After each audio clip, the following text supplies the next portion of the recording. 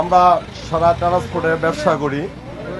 আজকে 5ই আগস্টের পর থেকে, আগে হয়েছে খুব কম, 5ই আগস্টের পর একের পর এক রাস্তায় ছিনতাই ডাকাতি এবং আমরা তেল, চিনি, ভোজ্য খাদ্যপূর্ণ মাল গ্রহণ করি।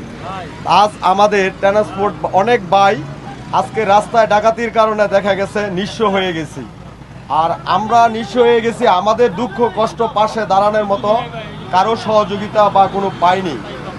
এখন বাংলাদেশ সরকার এবং স্বরাষ্ট্রমন্ত্রীর কাছে অকুলভাবে আমাদের বিনোদন এবং আবেদন করছি। আমরা রাস্তায় আইনের নিরাপত্তা চাই এবং যে আমরা সবচেয়ে বড় যে অভিযোগটা নিয়ে আমার আজকে এখানে উপস্থিত হওয়া, আমাদের ডাকাতি হওয়ার পর আমরা যখন থানায় যাই, নির্দিষ্ট বলতে আমাদের ড্রাইভার হেল্পারকে অচেতন অবস্থায় রাখে। তারা একটা বললে ওই মামলা, তারা কোনো মামলা নেয়নি। দেখা গেছে ওই এরিয়া থেকে আমাদেরকে ওই অন্য এরিয়ায় পাঠায়, এক থানা থেকে আরেক থানায় আমাদেরকে পাঠায়, আমাদেরকে হয়রানি করে। এমনও সময় আসে দেখা যায় কিছু অফিসার থাকে, নাম বলা যাবে না যেহেতু এখন কারো উপরে নিয়ে নাম বলতে চাচ্ছি না, তারা বলে আপনারা ট্রান্সপোর্টই মাল খেয়ে আমাদের কাছে এসেছেন, এরকমভাবে আমাদেরকে চোরবিষ্ট করা হয়। আর আমরা আজকে এই ব্যবসা করতে যাই, আমার অনেক ট্রান্সপোর্ট ভাই নিঃস্ব হয়ে গেছে। জাহান পরিবহন সংস্থা আমার ট্রান্সপোর্টের নাম। আমি একজন কাশপুরের ক্ষুদ্র ব্যবসায়ী। গত 5ই আগস্টের পর থেকে এ পর্যন্ত আমার 3টা গাড়ি হাইজ্যাক হয়েছে। এ পর্যন্ত 3টা গাড়ি হাইজ্যাক হয়েছে, মাল তো উদ্ধার হয় নাই, ডাকাত চোর এ পর্যন্ত কেউই ধরা পড়ে নাই। লাস্ট আমার গত এই মাসের 8 তারিখে একটা গাড়ি হাইজ্যাক হয়েছে।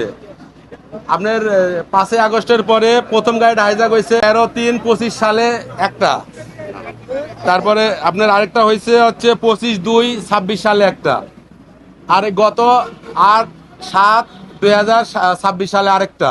এই মোট 3 গাড়ি আমার হাইজ্যাক হয়েছে। এ পর্যন্ত আমার কোনো মাল উদ্ধার হয় নাই, কোনো ডাকাত ধরা পড়ে নাই।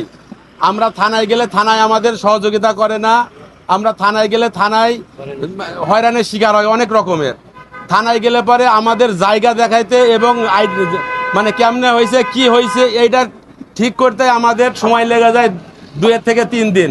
3 দিন পরেও কেস নিতে চায় না, উপর মহলের আদেশ ছাড়া কেস নেয় না।